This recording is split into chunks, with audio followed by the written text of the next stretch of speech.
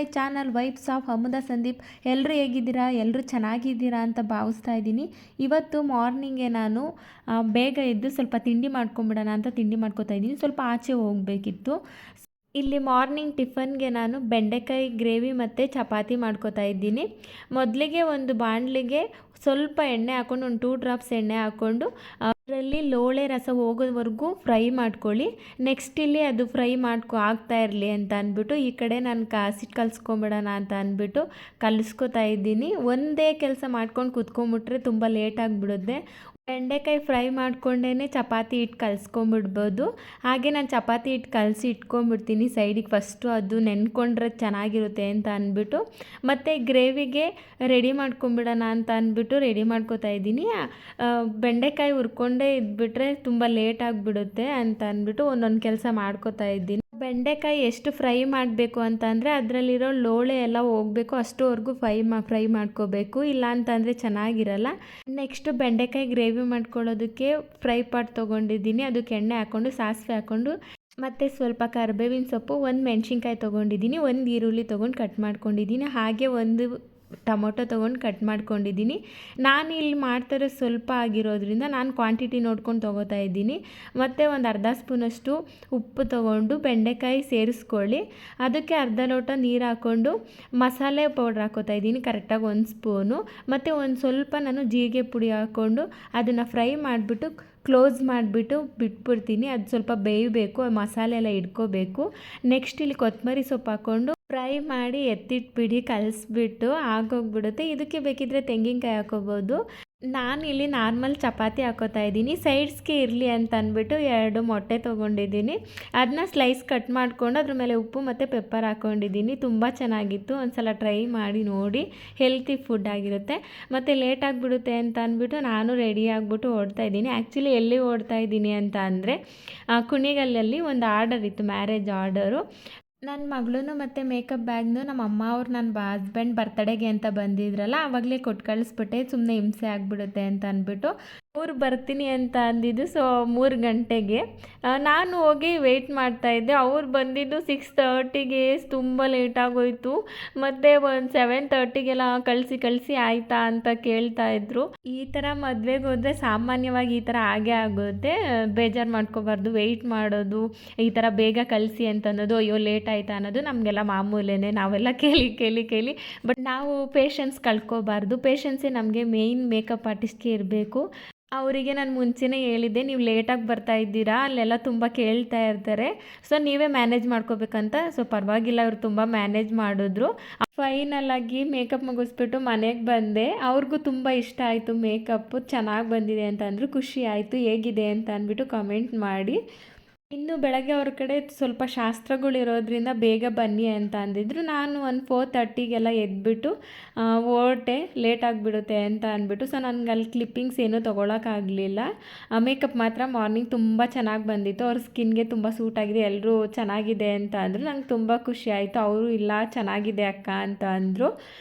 First look ಬಂದು ಅದು, second look ಬಂದು ಧಾರೆ ಸೀರೆ ಉಡಿಸಿ ಅಂತ ಅಂದರು. ಸೊ ಅದನ್ನು ಉಡ್ಸ್ಕೊಟ್ಬಿಟ್ಟು ಬರೋ ಅಷ್ಟೊತ್ತಿಗೆ ನಾನು ಒಂದು 9:30 ಏನೋ ಆಗಿತ್ತು. ಮೇಕಪ್ ಎಲ್ಲ ಮುಗಿಸ್ಕೊಂಡು ನಾನು ಬೆಂಗಳೂರಿಗೆ ಬಂದೆ.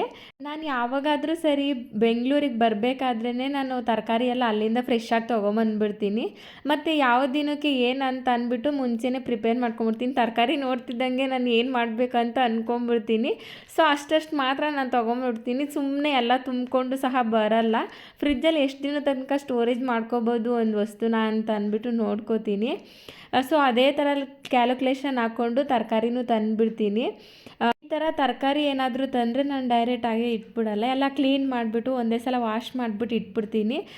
ನನಗೆ ಸುಸ್ತಾಗಿದ್ದರೂ ಅಷ್ಟೇನೆ ಈ ತರಕಾರಿ ವಿಷಯದಲ್ಲಿ ನಾನು ಸ್ವಲ್ಪ ಚಾನ್ಸ್ ತೊಗೊಳ್ಳಲ್ಲ, ಕ್ಲೀನ್ ಮಾಡಿ ಇಟ್ಬಿಡ್ತೀನಿ ಅವಾಗಿಂದ ಅವಾಗೇ. ನಾವು ತಿಂಡಿ ಮಾಡಬೇಕಾದ್ರೂ ಸರಿ, ಅಡುಗೆ ಮಾಡಬೇಕಾದ್ರೂ ಸರಿ, ಸ್ವಲ್ಪ ನಮಗೆ ಹೆಲ್ಪ್ ಆಗಿಬಿಡುತ್ತೆ ಒಂದು ಸಲ ನಾವು ಕ್ಲೀನ್ ಮಾಡಿ ಇಟ್ಬಿಟ್ರೆ. ಸೊ ಇಲ್ಲಿ ಗಳಕೆ ಸೊಪ್ಪು ಮತ್ತು ಚಿಲ್ಕರ್ವೆ ಸೊಪ್ಪು ಎರಡೂ ತಂದಿದ್ದೆ. ಅದನ್ನು ಬಳಸ್ಕೊಂಡು ಮಶಪ್ ಮಾಡೋಣ ಅಂತ ಅಂದ್ಬಿಟ್ಟು ಮಶಪ್ ಮಾಡ್ತಾಯಿದ್ದೀನಿ ಮಧ್ಯಾಹ್ನಕ್ಕೆ. ಸಾಮಾನ್ಯವಾಗಿ ಗಳಕೆ ಸೊಪ್ಪು ಅಂದರೆ ಗೊತ್ತೇ ಇರುತ್ತೆ. ಹಳ್ಳಿ ಕಡೆ ಎಲ್ಲ ಇದನ್ನು ಸ್ವಲ್ಪ ಜಾಸ್ತಿ ತಿಂತಾರೆ, ಬಳಸ್ತಾರೆ. ಇದು ತಿನ್ನೋದ್ರಿಂದ ಆರೋಗ್ಯಕ್ಕೆ ತುಂಬ ಒಳ್ಳೆಯದು. ಮತ್ತು ಮನೇಲಿ ಬಾಣ್ತಿದಿರಿರೋ ಇದ್ದರೆ ಇದನ್ನು ಅವರಿಗೆ ಕಂಪಲ್ಸರಿ ಕೊಟ್ಟೇ ಕೊಡ್ತಾರೆ. ಇವಾಗ ಇದನ್ನು ಬಳಸ್ಕೊಂಡು ಮಶಪ್ ಹೇಗೆ ಮಾಡೋದು ಅಂತ ತೋರಿಸ್ತೀನಿ.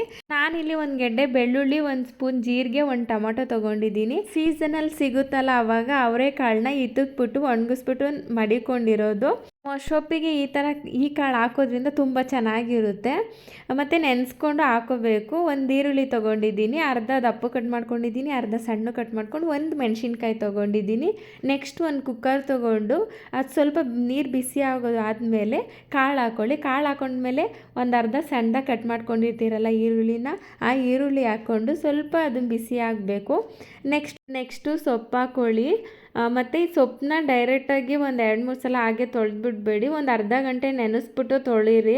ಅದರಲ್ಲಿರೋ ಗಲೀಜೆಲ್ಲ ಹೋಗ್ಬಿಡುತ್ತೆ. ಹಾಗೆ ಡೈರೆಕ್ಟಾಗಿ ಹಾಕ್ಬೇಡಿ. ಮತ್ತು ಒಂದು ಈರುಳ್ಳಿ, ಒಂದು ಟೊಮೊಟೊ, ಒಂದು ಮೆಣಸಿನ್ಕಾಯಿ ಮತ್ತು ಒಂದು ಜೀರಿಗೆ ತೊಗೊಂಡಿದ್ನೆಲ್ಲ ಹಾಕ್ತಾಯಿದ್ದೀನಿ. ಹಾಗೆ ಬೆಳ್ಳುಳ್ಳಿ ಹಾಕ್ಕೊಂಡು ಸ್ವಲ್ಪ ಉಪ್ಪು ಹಾಕ್ಕೊಂಡು ಲಿಡ್ನ ಕ್ಲೋಸ್ ಮಾಡಿಬಿಡಿ. ಅದನ್ನು ಹೈ ಫ್ಲೇಮಲ್ಲಿ ಕೊಟ್ಬಿಟ್ಟು ಒಂದು ವಿಷಲ್ ಹಾಕಿಸ್ಕೊಳ್ಳಿ. ಈ ಟೈಮಲ್ಲಿ 2-3 ವಿಷಲ್ ಹಾಕಿಸ್ಕೊಂಬಿಟ್ರು ಕಾಳು ತುಂಬ ಬೆಂದ್ಬಿಡುತ್ತೆ. ಕಾಳು ಬಾಯಿಗೆ ಸಿಗಬೇಕು, ಆವಾಗಲೇ ಚೆನ್ನಾಗಿರೋದು. ಮೊಸಪ್ಪು ಥರ ಅದ್ರೊಳಗಡೆ ಕಾಳು ಎಲ್ಲ ಇದಾಗಿಬಿಟ್ರೆ, ಕಲಸೋಗ್ಬಿಟ್ರೆ ಅಷ್ಟು ಚೆನ್ನಾಗಿರಲ್ಲ ರುಚಿಯಾಗಿ. ಕಾಳು ಸಿಕ್ಕಿದ್ರೇ ಅದು ರುಚಿಯಾಗಿರುತ್ತೆ. ಮತ್ತು ಸೊಪ್ಪನ್ನೆಲ್ಲ ಸಪ್ರೇಟಾಗಿ ಬೇರೆ ಮಾಡಿಕೊಂಡು ಹಾಗೆಯೇ ಜೀರಿಗೆ ಮತ್ತು ಬೆಳ್ಳುಳ್ಳಿ ಸಮೇತ ಹಾಗೆ ತೊಗೋಬೇಕು. ಅದನ್ನೆಲ್ಲ ಕಲ್ಸೋಕೆ ಹೋಗಬೇಡಿ, ಮೇಲೆ ಹಾಗೆ ತೊಗೊಳ್ಳಿ. ಅದಕ್ಕೆ ನಾವು ಲೇಯರ್ ಮಾಡ್ಕೊಂಡು ಹಾಕ್ಕೊಳ್ಳೋದು. ಅದಕ್ಕೆ ಸ್ವಲ್ಪ ತೆಂಗಿನಕಾಯಿ ಹಾಕ್ಕೊಳ್ಳಿ. ಮತ್ತು ಏನು ಎತ್ತಿಟ್ಕೊಂಡಿರ್ತೀರೋ ಅದನ್ನು ರುಬ್ಕೊಳ್ಳೋದು ಅಂತ ಅಂದರೆ ಸುಮ್ಮನೆ 1-2 ಸಲ ಹಿಂಗೆ ಇದು ಮಾಡಬೇಕು. ತುಂಬ ನುಣ್ಣಗೆ ರುಬ್ಕೊಳ್ಳೋಕೆ ಹೋಗಬೇಡಿ, ಅದು ತರ್ತರಿಯಾಗಿರಬೇಕು. ಇಲ್ಲಿ ತೋರಿಸ್ತಾ ಇದ್ದೀನಿ ನೋಡಿ. ಅದನ್ನು ಏನು ನೀವು ಸಾಂಬಾರು ಇರುತ್ತೋ ಅದರೊಳಗಡೆಗೆ ಹಾಕ್ಕೊಳ್ಳಿ, ಸಪ್ರೇಟಾಗಿ ಹಾಕ್ಕೋಬೇಡಿ. ಒಂದು ಕುದಿಯೋಷ್ಟು ಬೇಯಿಸ್ಬಿಡಿ. ಮತ್ತು ಒಂದು ಅರ್ಧ ಸ್ಪೂನಷ್ಟು ಮೆಣಸಿನ್ಕಾಯಿ ಮತ್ತು ಒಂದು ಅರ್ಧ ಸ್ಪೂನಷ್ಟು ಸಾಂಬಾರು ಪುಡಿ ಹಾಕ್ಕೋತಾಯಿದ್ದೀನಿ. ಸಾಂಬಾರು ಪುಡಿ ನಾನು ತುಂಬ ಕಮ್ಮಿ ಹಾಕ್ಕೋತಾಯಿದ್ದೀನಿ, ಟೇಸ್ಟಿಗೆ ಅಂತ ಅಂದ್ಬಿಟ್ಟು ಅಷ್ಟೇ. ಒಂದು ಕುದಿಸ್ಬಿಟ್ಟು ಅದನ್ನು ಎತ್ತಿಟ್ಬಿಡಿ. ಮತ್ತು ನಾನಿಲ್ಲಿ ಸಾಂಬಾರು ಮಾಡಿಬಿಟ್ಟು ನನ್ನ ಮಗಳಿಗೆ ಊಟ ಮಾಡಿಸೋಣ ಅಂತ ಬಂದೆ. ಅವಳಿಗೆ ಊಟ ಮಾಡಿಸ್ತೀನಿ ಅಂತ ಅಂದರೆ 1.5 ಅವರ್ ಎತ್ತಿಟ್ಬಿಡ್ಬೇಕು ನಾನು ಅವಳಿಗೆ ಅಂತಲೇ. ಡೈಲಿ 3 ಅವರು ನಾನು ಅವಳಿಗೆ ಊಟ ಮಾಡಿಸೋದಕ್ಕೆ ಅಂತಲೇ ಎತ್ತಿಟ್ಬಿಡ್ತೀನಿ. ಅಲ್ಲಿ ಸೈಡಿಗೆ ಒತ್ತಲಿಸ್ಕೊಂಡು ಇಟ್ಕೊಂಡಿರ್ತಾಳೆ, ಜಾಸ್ತಿ ಟೈಮ್ ತೊಗೊಂಡು ತಿಂತಾ ಇರ್ತಾಳೆ. ಇವಳ ವಿಷಯದಲ್ಲಿ ಸ್ವಲ್ಪ ನಾನೇ ಪೇಷನ್ಸ್ ತೊಗೊಂಡ್ಬಿಟ್ಟಿದ್ದೀನಿ. ಈ ಸಾಂಬಾರಿಗೆ ಅನ್ನದ ಜೊತೆ ತುಪ್ಪ ಹಾಕ್ಕೊಂಡು ತಿಂದರೆ ತುಂಬ ಚೆನ್ನಾಗಿರುತ್ತೆ. ಒಮ್ಮೆ ಟ್ರೈ ಮಾಡಿ. ನೆಕ್ಸ್ಟು ಮೇಕಪ್ ಆರ್ಡ್ರ್ ಮುಗಿಸ್ಕೊಂಡು ಬಂದಲ್ಲ, ಸೊ ನಾನು ಎಲ್ಲ ಕ್ಲೀನ್ ಮಾಡ್ಕೊಂಬಿಡೋಣ ಅಂತ ಅಂದ್ಬಿಟ್ಟು ಕ್ಲೀನ್ ಮಾಡ್ಕೋತಾ ಇದ್ದೀನಿ. ನಾನು ಆವಾಗಲೇ ಎಲ್ಲ ಕ್ಲೀನ್ ಮಾಡ್ಕೊಂಡ್ಬಿಡ್ತೀನಿ. ಅಷ್ಟು ನಾನು ಲಾಂಗ್ ಟೈಮ್ ಇಡಲ್ಲ. ಅಷ್ಟು ಗಲೀಜಾಗಿದ್ರೆ ನನಗೆ ಇಷ್ಟನೂ ಆಗಲ್ಲ. ನೆಕ್ಸ್ಟು ಯಾವುದಾದ್ರೂ ಆರ್ಡ್ರ್ ಬಂದರೆ ಇಲ್ಲ ಹೋಗಬೇಕು ಅಂತ ಸಡನ್ನಾಗಿ ಏನಾದರೂ ಪ್ಲ್ಯಾನ್ ಆಗಿಬಿಟ್ರೆ ಅದೇ ಥರ ನಾನು ತೊಗೊಂಡು ಹೋಗೋಕೆ ನನಗೆ ಇಷ್ಟ ಆಗಲ್ಲ ಅಂತ ಅಂದ್ಬಿಟ್ಟು ನಾನು ಬಂದಿದ್ದ ತಕ್ಷಣ ನಾನು ಕ್ಲೀನ್ ಮಾಡ್ಕೊಂಡ್ಬಿಡ್ತೀನಿ. ಯಾರೇ ಕ್ಲೈಂಟ್ಸ್ ಆಗಲಿ ನಮ್ಮ ಮೇಲೆ ನಂಬಿಕೆ ಇಟ್ಕೊಂಡು ನಮ್ಗೆ ಆರ್ಡರ್ ಕೊಟ್ಟಿರ್ತಾರೆ, ಇಲ್ಲ ಇವ್ರು ಚೆನ್ನಾಗಿ ಮಾಡ್ತಾರೆ ನಂಬಿಕೆ ಇಟ್ಕೊಂಡು ನಮ್ಮ ಸ್ಕಿನ್ ಹಾಳಾಗಲ್ಲ ಅಂತ ಅಂದ್ಬಿಟ್ಟು ನಾವು ಯಾವಾಗಲೂ ಈ ಥರ ಕ್ಲೀನ್ ಮಾಡಿಕೊಂಡು ನಾವೊಂದು ನಂಬಿಕೆ ಉಳಿಸ್ಕೊಂಡ್ರೆ ಅದು ಹಾಗೆ ಕಂಟಿನ್ಯೂ ಆಗ್ತಾ ಇರುತ್ತೆ. ಒಂದೊಂದು ಬ್ರಷನ್ನು ಅಷ್ಟೇ ಕ್ಲೀನಾಗಿ ಕ್ಲೀನ್ ಮಾಡ್ಕೋಬೇಕು. ಅದರಲ್ಲಿ ಎಷ್ಟು ಮೇಕಪ್ ಇರುತ್ತೆ, ನೆಕ್ಸ್ಟ್ ಇನ್ನೊಬ್ಬರು ಕ್ಲೈಂಟ್ ಮೇಲೆ ಹಾಕಿದ್ರೆ ಅದೇ ಅವರಿಗೆ ಇನ್ಫೆಕ್ಷನ್ ಆಗಿಬಿಡುತ್ತೆ. ನಾವು ಇಲ್ಲಿ ಕ್ಲೀನಾಗಿ ಮೇಂಟೈನ್ ಮಾಡಿದ್ರೆ ಅವರು ಇನ್ನೊಂದು ಸಲ ನಮ್ಗೆ ಆರ್ಡ್ರ್ ಕೊಡಬೇಕಾದ್ರೂ ಖುಷಿಯಿಂದ ಕೊಡ್ತಾರೆ. ಈ ಫೀಲ್ಡಲ್ಲಿ ಹೈಜಿನಿಕ್ ಆಗಿರೋದು ಮತ್ತು ಮೇಕಪ್ ಫಿನಿಶಿಂಗ್ ಕೊಡೋದು ತುಂಬ ಇಂಪಾರ್ಟೆಂಟು. ಕ್ಲೈಂಟ್ಸ್ ನೆಕ್ಸ್ಟು ಹೇಗೆ ಸಿಗ್ತಾರೆ ಅಂತ ಅನ್ನೋದು ಅದ್ರ ಮೇಲೆ ಡಿಪೆಂಡ್ ಆಗಿರುತ್ತೆ. ಮೇಕಪ್ ಕಿಟ್ನ ಎಲ್ಲ ಕ್ಲೀನ್ ಮಾಡಿ ಎತ್ತಿಟ್ಟೋ ಅಷ್ಟೊತ್ತಿಗೆ ಸಂಜೆ ಆಗಿತ್ತು. ಈವ್ನಿಂಗ್ ಏನಾದರೂ ಸ್ನ್ಯಾಕ್ಸ್ ಮಾಡ್ಕೊಳ್ಳೋಣ ಅಂತ ಅಂದ್ಬಿಟ್ಟು ಇಲ್ಲಿ ಬದನೆಕಾಯಿ ಬಜ್ಜಿ ಮಾಡ್ತಾಯಿದ್ದೀನಿ.